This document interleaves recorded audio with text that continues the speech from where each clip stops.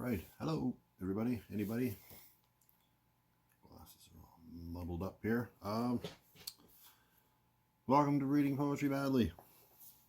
We're going to try and finish up the Robert Frost ones today because I think that puts me over 50, which will be a minor achievement for me to get third of the way.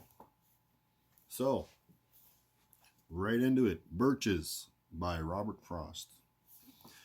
When I see birches bend to left and right across the lines of straighter, darker trees, I like to think some boy's been swinging them. But swinging doesn't bend them down to stay. Ice storms do that. Often you must have seen them loaded with ice, a sunny winter morning after a rain.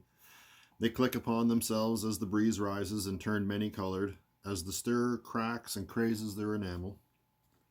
Soon the sun's warmth makes them shed crystal shells, shattering and avalanching on the snow crust, such heaps of broken glass to sweep away. You'd think the inner dome of heaven had fallen. They are dragged to the withered bracken by the load, and they seem not to break, though once they are bowed so low for long, they never right themselves. You may see their trunks arching in the woods, years afterwards, trailing their leaves on the ground like girls on hands and knees that throw their hair before them over their heads to dry in the sun. But I was going to say, when Truth broke in with all her matter of fact about ice storm, now I'm free to be poetical. Now am I free to be poetical?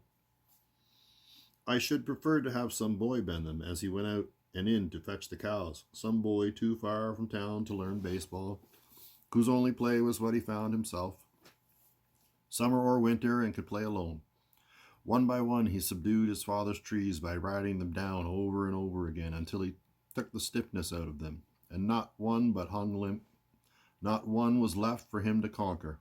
He learned all there was to learn about not launching out too soon and so not carrying the tree away clear to the ground. He always kept his poise to the top branches, climbing carefully with the same pains you use to fill a cup up to the brim, and even above the brim. Then he flung outward, feet first, with a swish, kicking his way down through the air to the ground. So was I once myself a swinger of birches, and so I dream of going back to be. It's when I'm weary of considerations and life is too much like a pathless wood where your face burns and tickles with the cobwebs broken across it, and one eye is weeping from a twig's having lashed across it open. Been there. I'd like to get away from earth a while, and then come back to it and begin over. May no fate willfully misunderstand me and half grant what I wish and snatch me away, not to return. Earth's the right place for love. I don't know where it's likely to go better. I'd like to go by climbing a birch tree, and climb black branches up a snow-white trunk toward heaven till the tree could bear no more, but dipped its top and set me down again. That would be good, both going and coming back. One could do worse than be a swinger of birches. That was pleasant. Robert Frost, Birches. Thanks for joining.